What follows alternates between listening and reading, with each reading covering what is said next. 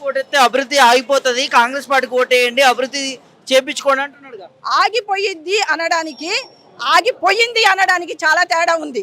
ఆగిపోయింది ఇప్పుడు ఈ 2 years లో ఆగిపోయింది. గవర్నమెంట్ అన్ని ఏదైతే చేయాలనో ఏది ప్రజల దాకా తీసుకురావట్లేదు. ఈవెన్ పోనీ ప్రజలకు అందించే సంక్షేమ పథకాలు పక్కకు పెట్టండి, కనీసం డెవలప్మెంట్ ఉందా? ఏ రోడ్లు వేయించారు? కేసీఆర్ గారు కాళేశ్వరం అనే మంచి ప్రాజెక్టుని కడితే కూడా దాని మీద కూడా బురద చల్లారు ఊడ్చుకోలేక. ఒక్క పిల్లర్ 2 పిల్లర్ కుంగిపోతే ఏం రిపేర్ చేయించలేరా వీళ్ళు? అంత కష్టంలో ఉన్నారా? తెచ్చారు కదా, ఇన్ని లక్షలు కోట్లు తెస్తున్నారు. ఆ కోట్లు ఎవరికి పెడుతున్నారు? ఆ కోట్లు ఎక్కడ ఖర్చు పెడుతున్నారు?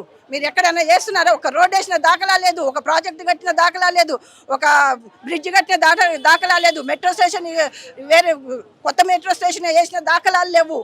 ఎక్కడుంది మీ అభివృద్ధి? చూపించండి.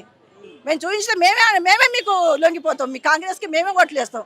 ఇప్పుడు కుక్క కాటికి చెప్పు దెబ్బ అన్నట్టు ప్రజలందరి ఓటు ద్వారా చూపిస్తారు కాంగ్రెస్కి. ఇప్పుడు దిమ్మ తిరిగిపోయి బొమ్మ కనపడుతుంది రేవంత్ రెడ్డికి. ఏదో అనుకుంటుండు, తిరగడానికి కూడా ముఖం లేదు, ప్రజల్లో తిరగడానికి కూడా ముఖం లేదు రేవంత్ రెడ్డికి. అట్లుంది ఇప్పుడు. వచ్చినా కూడా ఇండైరెక్ట్ ప్రజల్ని భయపెట్టిస్తుండు, మేము ఇచ్చి ఆ 2 కూడా మేము ఆపేస్తామని.